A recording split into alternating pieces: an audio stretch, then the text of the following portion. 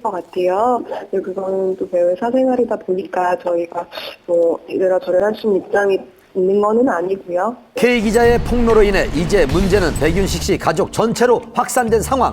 어떤 대응을 할 것인지 관심이 집중됐는데요. 그 다음날 백윤식 씨의 두 아들은 즉각 반박에 나섰습니다. K 기자가 만취한 상태에서 막무가내로 찾아와 소란을 피웠습니다.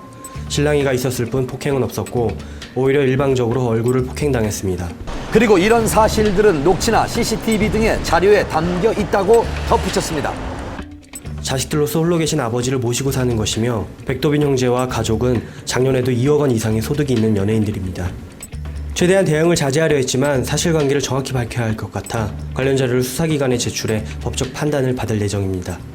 지난 13일 화제가 됐던 세기의 열애 소식. 하지만 그들의 관계는 급속도로 어긋나 결별에 이르렀고 급기야 2주 만에 폭로전 법적 대응 예고로 이어지게 됐습니다.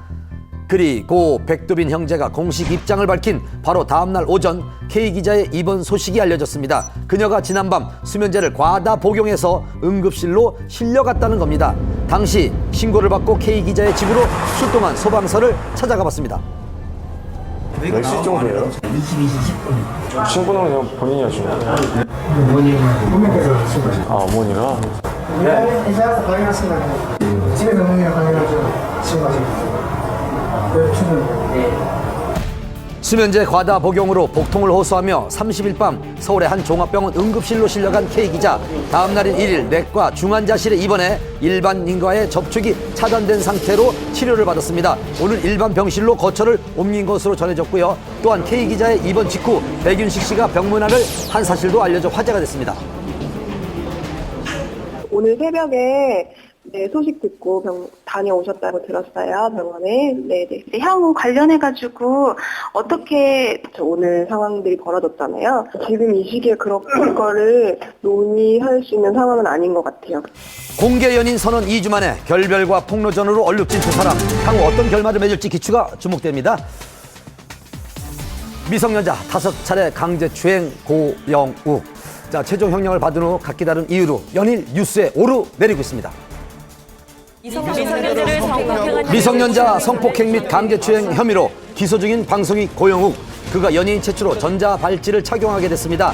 세간을 떠들썩하게 했던 이번 사건에서 논란의 중점이 된 형량 축소 한밤에서 취재했습니다. 지난 27일 항소심 선고 공판이 열렸습니다. 어떻게 예상하세요? 글쎄요, 지켜봐야죠. 반성문 제출했다는데 예. 사실인가요? 예, 맞을 겁니다, 아마. 네, 과연 결과는 어떻게 됐을까요?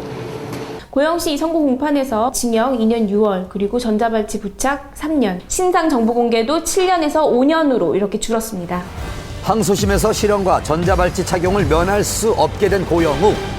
2010년 7월부터 지난해 12월까지 미성년자를 성폭행하고 강제추행한 혐의로 구속 기소됐고 1심에서 재판부는 징역 5년, 정보공개 7년과 전자발찌 착용 10년을 선고했지만 이번 항소심에서 형량이 대폭 줄었습니다. 그 이유는 유명 연예인 신분으로 피해자들의 호기심을 이용해 범행한 점 등은 죄질이 나빠 실형이 불가피하지만 고 씨가 피해자 3명 중 1명과 합의했으며 다른 1명이 고소를 취하한 점, 피고인이 반성문을 통해 진심으로 죄를 뉘우치고 있고 연예인으로서의 활동이 어렵다는 점을 들어 감형을 선고합니다.